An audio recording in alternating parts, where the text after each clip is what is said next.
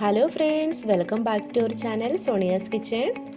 ഇന്ന് ഞാൻ വന്നിരിക്കുന്നത് ഒരു അടിപൊളി തക്കാളി ചാറുകറിയുമായിട്ടാണ്.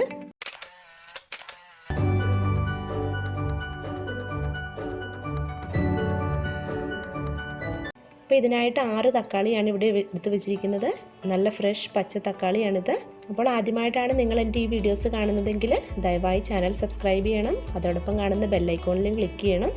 അപ്പോൾ ഈ തക്കാളിയൊക്കെ ഞാൻ ഇതുപോലെ കട്ട് ചെയ്തെടുത്താണ്.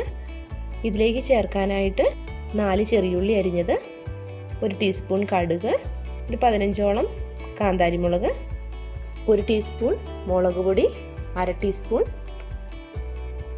മഞ്ഞൾപ്പൊടി, 1 ടീസ്പൂൺ ജീരകം, 1/4 കപ്പ് തേങ്ങ. അപ്പോൾ ആദ്യമേ ഈ തക്കാളി ഒന്ന് വേവിക്കാനായിട്ട് വെക്കാം. അപ്പോൾ അതിനായിട്ട് ഞാൻ ഈ പാത്രത്തിലേക്ക് മാറ്റുകയാണ്. ഇതിൻ്റെ കൂടെ തന്നെ കാന്താരിയും കൂടി ഞാൻ ഇതിലേക്ക് ചേർത്ത് കൊടുക്കുന്നുണ്ട്.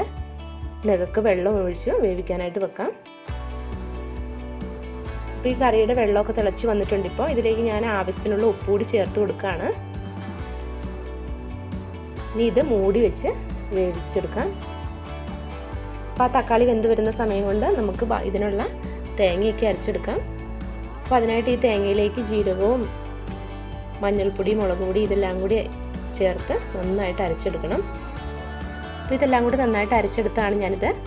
അരയ്ക്കുമ്പോൾ വെള്ളം ഒഴിച്ച് വേണം അരയ്ക്കാനായിട്ട്. അതുപോലെ തന്നെ നന്നായിട്ട് അരച്ചെടുക്കുകയും വേണം. നല്ല പേസ്റ്റ് രൂപത്തിൽ തന്നെ അരച്ചെടുക്കണം. അപ്പോൾ ഈ തക്കാളിയൊക്കെ നന്നായിട്ട് വെന്തിട്ടുണ്ട്. ഇനി ഈ അരച്ചെടുത്ത അരപ്പ് ഇതിലേക്ക് ചേർത്ത് കൊടുക്കാം. അരപ്പ് ചേർത്ത് കഴിഞ്ഞ് ഒരു 2-3 മിനിറ്റ് നേരത്തേക്ക് കൂടെ കറി നന്നായിട്ടൊന്ന് തിളയ്ക്കാനായിട്ട് വെക്കണം. എങ്കിലേ ആ മസാലയൊക്കെ നന്നായിട്ട്, ആ അരപ്പൊക്കെ നന്നായിട്ട് കറിയിലേക്ക് പിടിക്കത്തുള്ളൂ. ഇനി വേറൊരു പാനിലേക്ക് കടുക് താളിക്കാനായിട്ട് വെച്ച് കൊടുക്കാം. ഒരല്പം വെളിച്ചെണ്ണയോ അല്ലെങ്കിൽ ഓയിലോ ഒഴിച്ചു കൊടുക്കാം. ഞാനിപ്പോൾ കുറച്ച് വെളിച്ചെണ്ണയാണ് ഉപയോഗിക്കുന്നത്. ഇതിലേക്ക് ഈ കടുക് ചേർത്ത് കൊടുക്കാം. അതുപോലെ തന്നെ ഈ ചെറിയ ഉള്ളിയും കൂടി ചേർത്ത് കൊടുക്കാം. കറിവേപ്പില ഉണ്ടെന്നുണ്ടെങ്കിൽ ഈ സമയത്ത് കറിവേപ്പില കൂടി ചേർത്ത് കൊടുക്കണം. കറികൾക്കൊക്കെ കറിവേപ്പില ഇടുമ്പോഴത്തേക്ക് ഒരു പ്രത്യേക ടേസ്റ്റാണ്. അപ്പം ഞാനിപ്പോൾ കറിവേപ്പില ഇല്ലാത്തതുകൊണ്ടാണ് ഉപയോഗിക്കാത്തത്. അപ്പോൾ ഈ കടുക് താളിച്ചത് കറിയിലേക്ക് ഒഴിച്ചു കൊടുക്കും. ഈ ഫ്ലെയിം ഓഫ് ചെയ്ത് സെർവിങ് പ്ലേറ്റിലേക്ക് മാറ്റാം. അപ്പോൾ നമ്മുടെ പച്ചത്തക്കാളി ചാറുകറി റെഡിയായി കഴിഞ്ഞു. പെട്ടെന്ന് തന്നെ ഉണ്ടാക്കിയെടുക്കാവുന്ന ടേസ്റ്റി ആയിട്ടുള്ള ഒരു ഒഴിച്ചുകറിയാണ്. നിങ്ങൾക്ക് ഇഷ്ടമായിട്ടുണ്ടെങ്കിൽ ലൈക്ക് ചെയ്യുക, അതോടൊപ്പം ഷെയർ ചെയ്യുക. അതുപോലെ തന്നെ കമൻറ്റുകൾ അറിയിക്കാൻ മറക്കരുത്. Thank you for watching.